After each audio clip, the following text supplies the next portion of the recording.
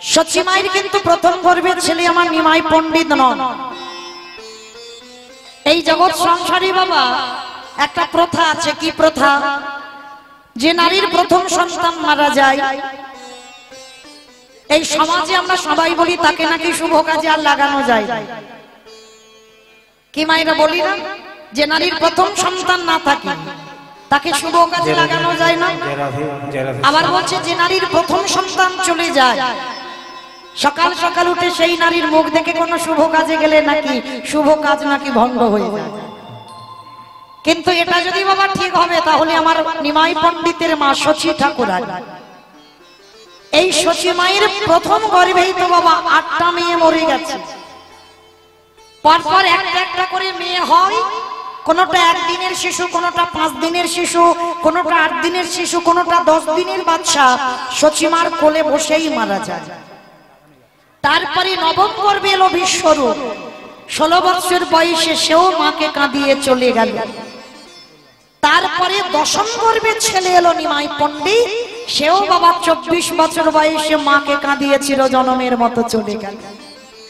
সেটা আপনারা আমরা সবাই জানি। তাহলে এই জায়গাটা বিচার করে দেখেন, ভগবানের মা সচি ঠাকুরানীকে কি দর্শন করলে আমাদের যাত্রা শুভ হবে? না, কখনো না, কোনদিন আমাদের যাত্রা শুভ হবে না। তাহলে এই জায়গাটাকে আমাদের বুঝতে হবে, আপনাদের আমাদের মতো মা নয়। আমরা অপরাধ করি, আমরা পাপিষ্ঠ, আমরা দুরাচার, আমাদের ভাগ্যটা এমন হতে পারে, কিন্তু যিনি আমার ভগবানের মা, যিনি আপনাদের আমাদের মতো মা নয়, যিনি আমার ভগবানের মা, তাকে কেন কিসের জন্য প্রথম কোলেই বাবা 8টা মেয়ে মরে যাচ্ছে? তাও বাবা পরের ছেলেটা যে এলো বড় ছেলে বিশ্বরূপ, সেটাও কোলের কাছে থাক না, সেটাও 16 বছর বয়সে সন্ন্যাসী গেল।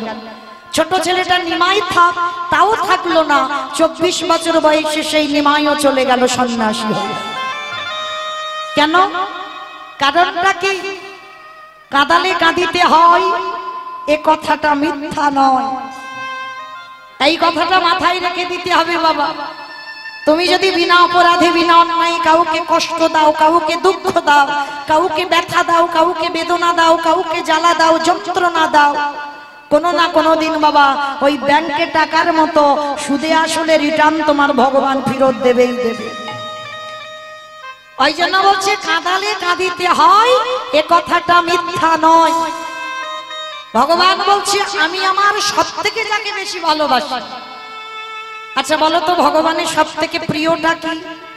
সব থেকে ভগবান কাকে বেশি ভালোবাসে? জানো কাকে ভালোবাসে? ভক্তকে। ভগবানের সব থেকে প্রিয় ধন হচ্ছে ভক্ত। আর সেই ভক্তিমতী মেয়েটা হলো শ্রীমতী রাধা ঠাকুরানী। সেই রাধারানীকে ছেড়েছিল 100 বৎসর ওই ব্রজের মাটিতে বসে বসে রাধারানীকে কাঁদতে হয়েছিল গোবিন্দ বিরহ। কেন? ভগবান বললেন আমি যাকে সব থেকে বেশি ভালোবাসি, মানে আমার প্রাণেরও প্রাণ, তাকেও বাবা আমি কাঁদিয়েছি 100 বছর। আমার মাকেও কাঁদিয়েছি। ওরে কলির জ্ঞানন্ধজি, তোরাও সাবধানে থাকিস, তোদের কোনোদিন ছেড়ে দেব না। সুদে আসলে ব্যাংকের টাকার মতো বাড়বেই বাড়বে। তাহলে এইখানে আমাদের জানার বিষয়, ভগবানের মা হয়ে তিনি কেন আজকে সন্তান হারিয়ে একটা নয়, দুটো নয়, তিনটে নয়, 10-10টা ছেলে মেয়ে, কেউ একটাও মার কোলের কাছে মা বলার জন্য রইল না। সবকটা সন্তান একটা একটা করে চলে গেল কেন? মনে রাখতে হবে মা অপরাধ যে করে রেখেছিল, আর যে অপরাধের মাসুল গুনবার জন্য 10-10টা ছেলে কোলে বসে রইল না, শেষের দিনে একটাও ছেলে কেউ মা বলবার মতো থাকলো না। তাহলে অপরাধটা কি করেছিল? যারা এখানে শাস্ত্র জ্ঞানী, যারা তত্ত্ব জ্ঞানী, অপরাধটা করেছিল বাবা ত্রেতা যুগে রঘুপতি রামচন্দ্রের অবতার। এই জায়গাটা একটু মন প্রাণ দিয়ে আস্বাদন করবেন মা। আর 1 মন থেকে যদি 2 মন হয়ে যায়, এই তথ্য কথা বাবা কিছু বোঝা যাবে না। মানে একটা লাইন থেকে একটা লাইনে যখন যাব কিছু বুঝতেই পারবেন না। তাহলে মনটা যেন একটা জায়গায় থাকে। তাহলে এই যে সচিমা আজকের একটা নয়, দুটো নয়, 10টা সন্তান হারালো কেন? অপরাধটা তার কি? অপরাধটা করেছিল বাবা ত্রেতা যুগে রামচন্দ্রের অবতার। এই রামচন্দ্রের অবতারে বাবা রাজা দশরথের 3টে পাট রানী ছিল, মা কৌশল্যা, মা কৈকেয়ী, মা সুমিত্রা। আর 3টে রানীর মধ্যে বাবা সব থেকে বেশি ভালোবাসতো দশরথ আমার কৈকেয়ী মাতাকে। আর যখনই কৈকেয়ী মাতাকে বাবা এত ভালোবেসে ফেলেছিল, আর ওই কৈকেয়ী মা 2টো বর চেয়েছিল। কারণ বরটা এমনি এমনি চাইনি। কেন চেয়েছিল? কারণ দশরথ বাবা 2বার বলে রেখেছিল যে কৈকেয়ী তুমি আমার কাছে কি চাও বলো। কবে বলেছিল? এই দশরথের বাবা একটা নখ কোণ হয়েছিল, মানে এই নখের কোণেতে বাবা এমন একটা বিষ ফোড়া হয়েছিল, মানে মুজ রক্তে বাবা পরিপূর্ণ, মানে এত অসহ্য যন্ত্রণা, মানে এত কষ্ট, মানে ওঝা বৈদ্য কবিরাজ যারা যারা এসেছে কেউ বাবা এই দশরথের যন্ত্রণা থেকে মুক্তি দিতে পারে। মানে মুজ রক্ত এত কষ্ট পাচ্ছিল দশরথ। আর তখন বাবা 3টে রানী ভালোবাসতো, কিন্তু তার মধ্যে কৈকেয়ী রানী বেশি ভালোবাসতো। আর ওই 3টে রানীর মধ্যে কৈকেয়ী ছুটে গিয়ে ওই দশরথের ওই যে পুঁজ রক্ত মুখ দিয়ে বাবা চুষে ওই পুঁজ রক্তটা বাহির করেছিল। এতটুকু ঘৃণা বোধ করেনি। তখনই দশরথ বলেছিল কৈকেয়ী তুমি আমায় এত ভালোবাসো, এই যে পুঁজ রক্ত আমার হাতে তুমি মুখ দিয়ে চুষে বের করলে, বলো তুমি আমার কাছে কি চাও? সেদিন বলেছিল আজ নয়, সময় যেদিন হবে আমি তোমার কাছ থেকে চেয়ে নেব। বেশ, এই একদিন বলেছিল। আরো একদিন বলেছিল। কবে? যেদিন মালি সুমালির যুদ্ধ হয়েছিল। এই মালি সুমালির যুদ্ধে বাবা দশরথ যুদ্ধ করছে। আর দশরথ যুদ্ধ করতে করতে বাবা ওই রথের যে চাকা থাকে, চাকার মাঝখানে একটা দণ্ড থাকে। এই যে দণ্ডটা ছিল, আর ওই যুদ্ধ করতে করতে বাবা রথে যেতে যেতে মাঝখানের ওই খিলেন বা দণ্ডটা ভেঙে গিয়েছে।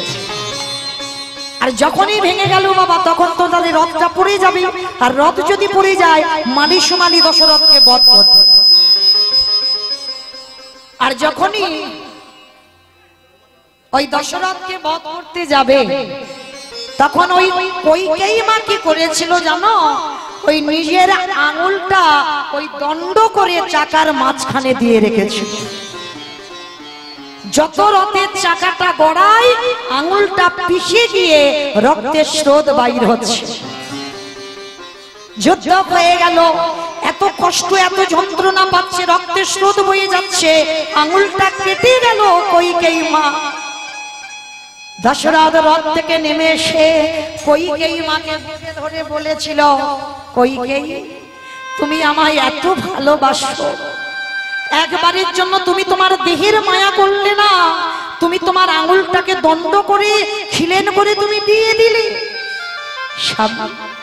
আমি যদি ওই আঙুলটা না দিতাম তাহলে রথের চাকা খুলে যেত, আর খুলে গেলে তুমি রথ থেকে পড়ে যেতে, মালি সুমালি তোমাকে বধ করে দিত। তখনই আমার কৈকেয়ী মাকে ধরে বলেছিল কৈকেয়ী তুমি যখন আমায় এত ভালোবাসো বলো তুমি আমার কাছে কি চাও? তখনও বলেছিল স্বামী সময় হলে আমি তোমার কাছ থেকে বর চেয়ে নেব। এই 2বার বলে রেখেছিল। আর এই 2বারের চাওয়াটা একদিনেই চেয়ে নিয়েছিল, যেদিন দশরথ ঘোষণা করেছিল রামচন্দ্র জ্যেষ্ঠ পুত্র রাজা হবে। তখনই কৈকেয়ীর বাপের বাড়ি থেকে একটা দাসী ছিল যার নাম মন্থরা। মন্থরা এসে বলেছিল কৈকেয়ী তোর ভালো মন্দ দেখভাল করবার দায়িত্ব আমার। হ্যাঁ রে, রাম রাজা হবি? মনে রেখো মা, কৈকেয়ী মা কোনোদিন খারাপ নয়। যারা বলে কৈকেয়ী মা নাকি রামচন্দ্রের সৎ মা, সত্যি তো সৎ মা। এ জগতে আমরা মনে করি বাবা সৎ মা মানে খারাপ মা, তাই তো? কিন্তু কথাটা কি বলছে একবার অনুভব করে দেখেছো? সৎ মা মানে ভালো মা, যার হৃদয়টা হবে সৎ, সেই তো জগতের সৎ মা হয়। মনে রেখো, যাদের ঘরে বড় মা বা ছোট মা দুটোই মা আছে, ভালো যদি বাঁচতে হয়, সব থেকে সৎ মা যদি কেউ খাও, সন্তানকে বেশি ভালোবাসো, এই কইকেই মার মতো সৎ মা হও। কারণ নিজের ছেলের বাবা কম দামি জামা কাপড় পরাও, অন্যের ছেলেকে একটু দামি জামা কাপড় দাও। নিজের ছেলের বেলা একটা ছোট বাটিতে খাবার দাও, কিন্তু অন্যের ছেলের বেলা তোমাকে একটা বড় বাটিতে খাবার দিতে হবে। এক বছর পূজায় যদি নিজের ছেলেকে দিতে না পারো, কিন্তু তোমার সৎ ছেলের জন্য তোমার ব্যবস্থাটা করতে হবে, তবেই তুমি সৎ মা হওয়ার যোগ্যতা অর্জন করবে।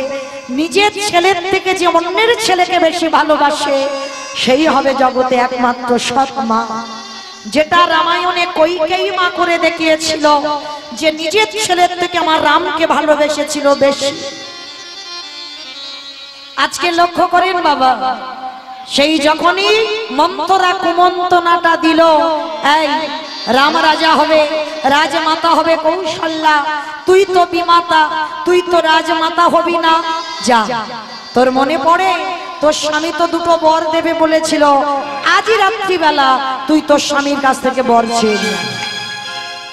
ছুটে চলল রাতের অন্ধকারে স্বামীর কাছে, স্বামীর চরণে প্রণাম করে কইকেয়ীকে দেখেছে রাতের অন্ধকারে।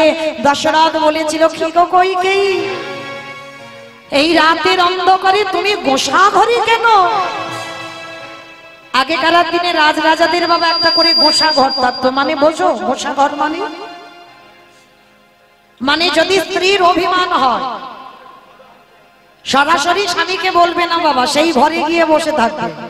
আর সেই ঘরে গিয়ে বসে থাকলে তখন রাজরাজরা বুঝতে পারতো যে আমার স্ত্রীর নিশ্চয়ই কোনো অভিমান হয়েছে বা রাগ হয়েছে, আমাকে যেতে হবে ওই রাগটা ভাঙবার জন্য।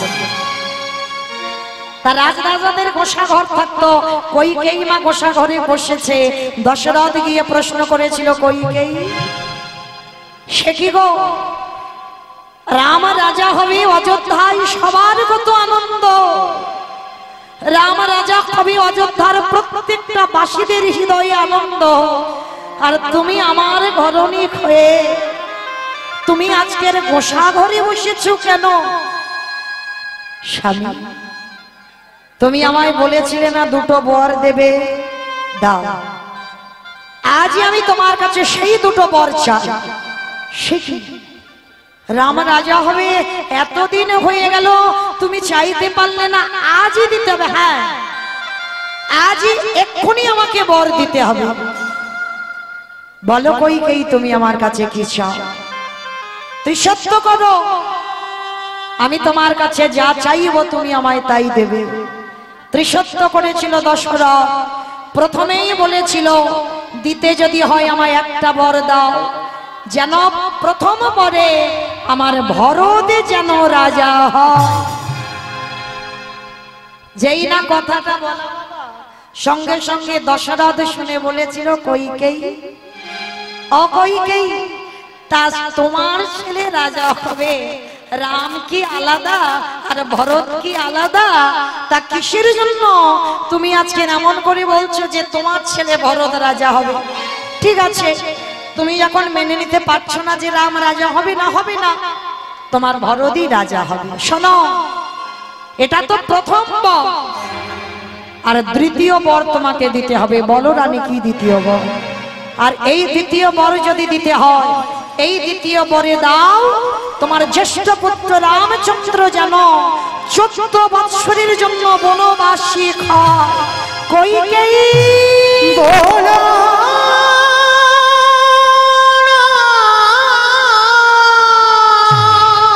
চুপ করো, চুপ করো।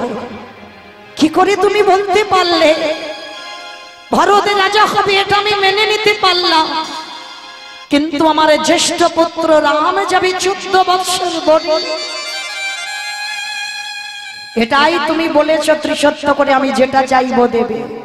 বেশ, এতে যদি তোমার সুখ হয়, এতে যদি তোমার শান্তি হয়, আমি তোমাকে আশীর্বাদ দিলাম আমার রাম বনবাসী হবে।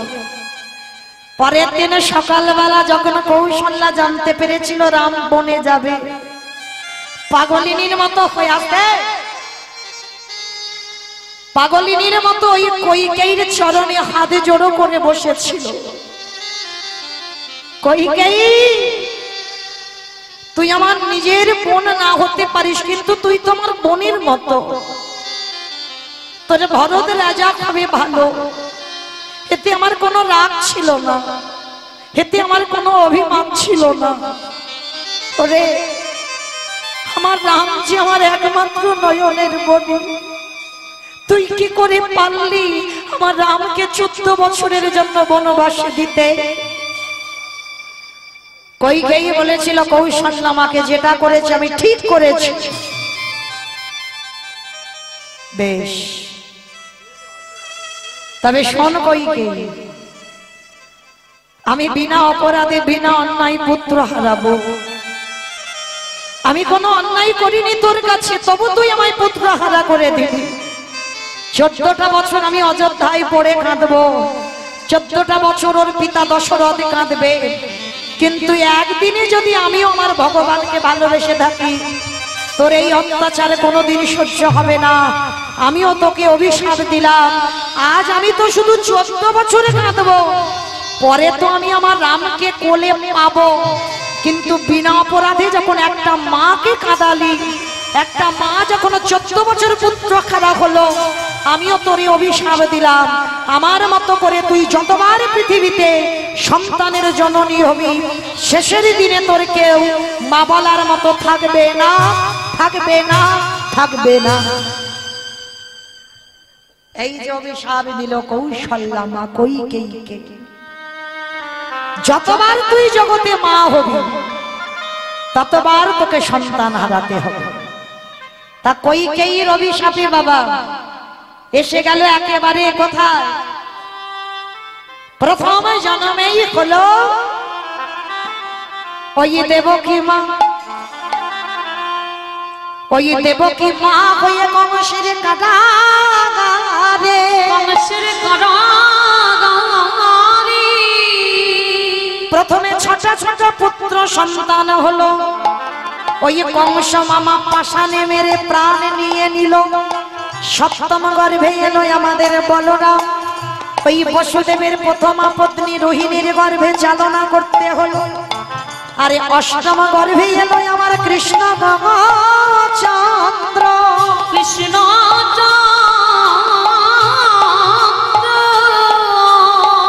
ওই ভাদ্র কৃষ্ণাষ্টমী তিথিতে বাবা বসুদেবে মাথায় করে নিয়ে লন্দারয়ে রেখে এলো। দেখেন প্রথম জন্মেই 8টা চলে গেল, কি মা গেল না হিসাব করে? 6টা মেরে দিল কংস। সপ্তম গর্ভ বলল নাশ হয়েছে, কিন্তু নাশ নয়, ওটা রোহিণীর গর্ভে চালনা করা হলো ভগবান কৃপা করে। আর অষ্টম গর্ভে কৃষ্ণ এলো, তাকেও বসুদেব নিয়ে নন্দালয়ে রেখে এলো। তাহলে কারাগারে দেবকী মার কাছে মা বলার মতো কেউ থাকলো না। কি গো, যতই আমার আমার করে আগলে বসে থাকি না কেন, কেউ তোমার শেষের দিনে সঙ্গী হবে? কেউ হবে না। যত বলি না কেন আমি তোমায় জীবন দিয়ে ভালোবাসি, আমি তোমার প্রাণ দিয়ে ভালোবাসি, তোমার জন্য আমি এক্ষুনি মরতে পারি, বলে ভুল কথা। যা লেখারটা হয়ে গেছে বাবা, কেউ কারোর জন্য মরে না। তাহলে এসেছো একা, যাবে একা, শুধু কর্মটুকু তোমার সঙ্গে যাবে। কতবার তুমি হরিবাসরে বসেছো, কতবার তুমি ভাগবত আসরে বসেছো, কতবার সাধু সঙ্গ করেছো, কতবার ভক্ত সঙ্গ করেছো, কতবার একাদশী করেছো, কতবার ভগবানের চরণে চন্দন তুলসী দিয়েছো, আর কতবার হরিবাসরে গিয়ে গল্প করেছো, আর কতবার হরিবাসরে গিয়ে এই কর্মটুকু সঙ্গে যাবে, আর কিছু যাবে না। আর একজন যাবে বাবা, গ্যারান্টি দিতে পারি, এই গ্যারান্টিটা আমি দিতে পারি হরিবাসরে দাঁড়িয়ে। আর একজন তোমার সাথী হবে, কে? যতই ওই একসঙ্গে বন্ধু বান্ধব আমরা চায়ের দোকানে যাই না কেন, বাজারে ঘাটে যাই না কেন, হরিবাসরে আসি না কেন, কেউ তোমার সঙ্গে যাবে না। শেষের দিনে একজনের সঙ্গী হবে, কে? এই হরি নামে যাবে। কে গো মাইরা, ভুল বললাম? এ নাম ছাড়া তোমার সঙ্গে কিছু যাবে? যে যত ধনী হোক আর গরিব হোক, এই করতালটা তোমার ভাড়া করতে হবে। যার ঘরে আছে তো ভালো, আর যার ঘরে নাই ওই গ্রাম থেকে ভাড়া করে আনতে হবে। আর বলবে কি, বলো হরি হরি, বলো হরি হরি। তাহলে দেখেন শেষের দিনে কেউ কি তোমার সঙ্গে গেল, তাহলে গেল কে? এই হরি নামে যাবে। আমাদের পচা দেখো দেখো যাবে যেদিন তুমি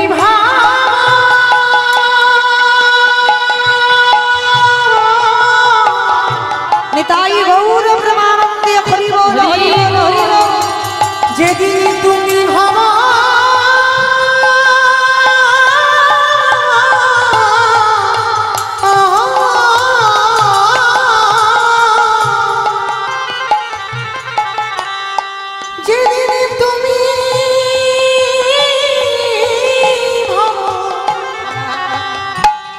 ওই ভব পারে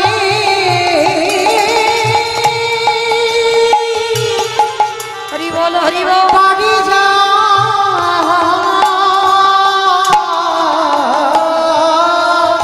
যাবে বলে সেই দিন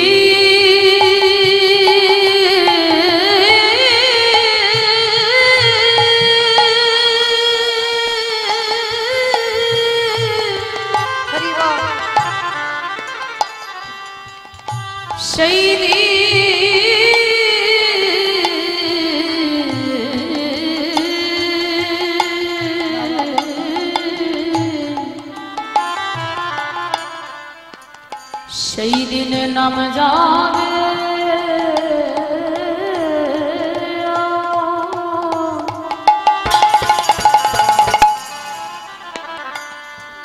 আর এই পচা দেহ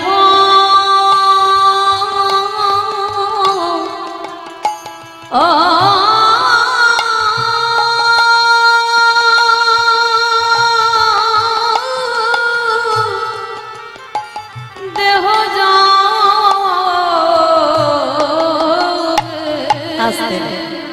তাহলে হরি নাম ছাড়া আমাদের কলির মানুষের কোনো গতি নাই, কোনো পদ নাই, কোনো রাস্তা নাই। তাই সেই পদ অবলম্বন করে বাবা আমাদের ভজন সাধনে নামতে হবে। তবে মায়ের একটা কথা মনে রেখো, ভজন যদি করতে হয় একটু সকাল সকাল নামতে হবে। কেন? শিশুকালে কৃষ্ণ ভজে কৃষ্ণ পাবার আসে, কৃষ্ণ পাবার আসে। যৌবনে কালে কৃষ্ণ ভজে আসিবা না আসি, আসিবা না আসে। অগবৃদ্ধ কালে কৃষ্ণ কাজী জমের তার আসে। ভজনে নামতে গেলে একটু সকালে নামো বাবা। দেখবেন অনেকে ভজনের পথে নামতে গেলে বাবা সে বুড়ো হয়ে যাচ্ছে, দাঁত পড়ে যাচ্ছে, চুল পেকে যাচ্ছে, তবু বাবা ভজনের ভ বোঝে না। সকাল থেকে একেবারে তাস খেলতেই ব্যস্ত, বয়স হয়ে গেছে তবু খেলায় মেতে আছে, এখনো চৈতন্য হচ্ছে না। কেন? তাহলে মনে রেখো বাবা, এই যে আমরা মনুষ্য কুলে এলাম, আমরা প্রত্যেকে ৮০ লক্ষ জনই আমাদের ভ্রমণ হয়ে গেছে। কেউ মাছি হয়েছি, মশা হয়েছি, পোকা হয়েছি, আরশোলা হয়েছি, কত রকমের পশু পাখি হলাম। কিন্তু মনে রেখো মাইরা, এই যে ৮০ লক্ষ জনই ভ্রমণ হয়ে গেছে, ৪ লক্ষ বার মানব জন্ম হতে হতে পারি বাবা এই জন্মটা হয়তো আমাদের শেষ জন্ম। আর দেখবেন বাবা অনেক ভক্তরা সকাল সকাল ভজনে নেমে যাচ্ছে। কেন? মনে রাখতে হবে এই ৪ লক্ষ জন্মে হয়তো তার শেষ জন্ম, এই জন্মের পরেই পেয়ে যাবে আমার গোবিন্দের রাতুল চরণ। নিতাই গৌর প্রেমানন্দে হরি বল হরি বল। তাই আপনারা আমরা এমন কর্ম করব না যেন বাবা আবার আমাকে ৮০ লক্ষ জনিতে ফিরতে হয়, তাই না? তো চলেন আজকের প্রথম দিনে, আজকের হরিবাসরের সন্ধ্যাবেলায় আমার মতো অধম কীর্তনিয়া এসেছে। তো প্রথম দিন যেহেতু মাইরা, আমার গৌরের কথা অবশ্যই তো বলা কর্তব্য বা বলা দরকার। শুধু আমি বলি নয়, এ জগতে যত বড় বড় কীর্তনিয়া আসুক না কেন বাবা, আগে আমার দুটো ছেলেকে ডাকতে হয়। তবে আমার ছেলে নয়, আমাদের ছেলে। এক হলো আমার নিতাই চাঁদ, এক হলো আমার গৌর চাঁদ। কি গো মাইরা, সবাই যাবেন তো একটু নদিয়ায়? সবাই যাবে? বাহ, বাবা সব মাথা নেড়ে দিল, সবাই যাবে। তাহলে কীর্তন হবে কাকে নিয়ে এই গ্রামে? এই গ্রাম থেকে যদি সবাই নদিয়ায় চলে যায় তাহলে কীর্তন হবে কাকে নিয়ে? না, কেউ যাব না। প্রত্যেকের দেহটা থাকবে এখানে, মন গুলো যাবে সুরধনী গঙ্গার তীরে। কেমন? কারণ বাবা দেহটা যদি এক্ষুনি নবদ্বীপে যেতে চায়, ও স্বামীর কাছ থেকে অনুমতি নিতে হবে। ছেলে বৌমা আছে, ওদের কাছ থেকে অর্ডার নিতে হবে। যদি ওখান থেকে অর্ডার পাস হয় তবে তুমি নবদ্বীপ যেতে পারবে, তবে তুমি বৃন্দাবন যেতে পারবে। কিন্তু বাবা মন কি গো, মনকে কারোর অনুমতি নিতে হবে? একবারও মনকে বলতে হবে না হ্যাঁ গো স্বামী আমি যাব নবদ্বীপ। মনকে বলতে হবে না হ্যাঁ গো বাবা আমাকে জানা একবার অনুমতি দিয়ে আমি একটু বৃন্দাবন বাঁকে বিহারী লালকে দেখতে চাই। তাহলে মনকে কারোর অনুমতি নিতে হয় না, মন স্বাধীন, যখন যেখানে মনে করবে চলে যেতে পারে। তাহলে থাক আমাদের এখানে দেহগুলো, মনগুলো নিয়ে চলো সুরধনী গঙ্গার তীরে। মানে একটু অনুভব করো, চোখটা বন্ধ করে দেখতে পাবে সুরধনী গঙ্গার তীরে দাঁড়িয়ে আছে। তাই বা সুরধনী গঙ্গার তীরে গিয়ে দেখবো যিনি সত্যতে নারায়ণ, ত্রেতাতে রামচন্দ্র, দাপরে কৃষ্ণ, কলিতে হলেন শ্রীকৃষ্ণ চৈতন্য মহাপ্রভু। তা প্রভু আমার নদিয়ায় এসেছেন, আর যেদিনে এসেছিল ভাবটা কেমন ছিল জানো? আজ জয় জয় জয় কলরব,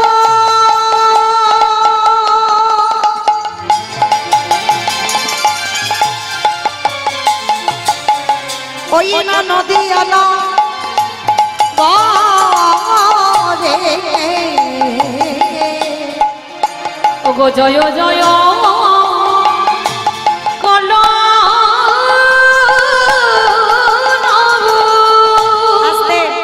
মাইরা। কলরব মানে কি গো? মারামারি। কলরব মানে নাকি মারামারি? চিৎকার চেঁচামেচি হইচই গন্ডগোল। কই গন্ডগোল তো হচ্ছে না এই হরিবাসরে।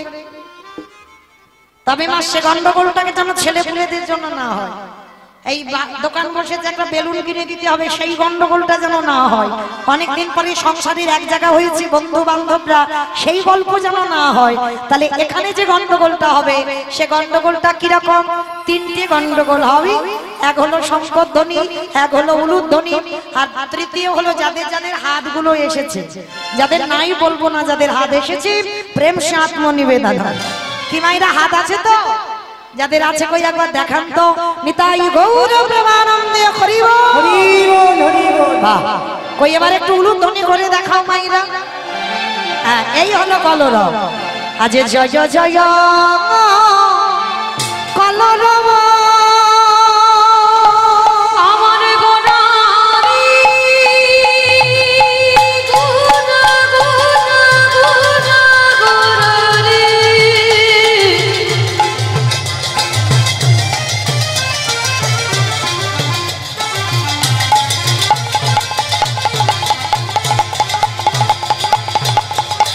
গোডা গোডা গোডা তাই গৌরী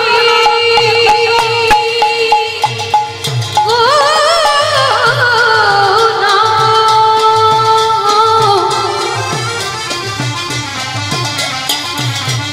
ওই নদিয়া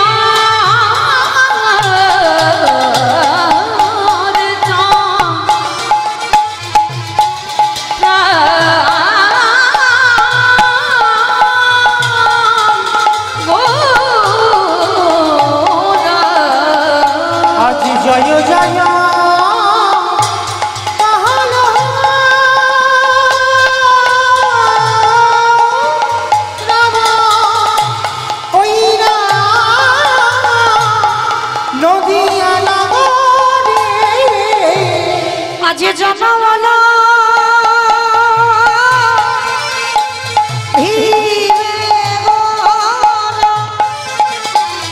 সচির ওই জনমালা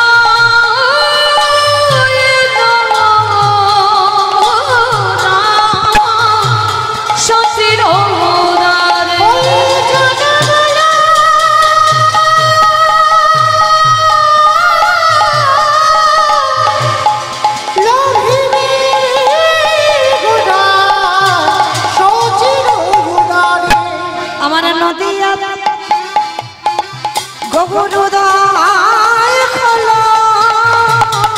ওই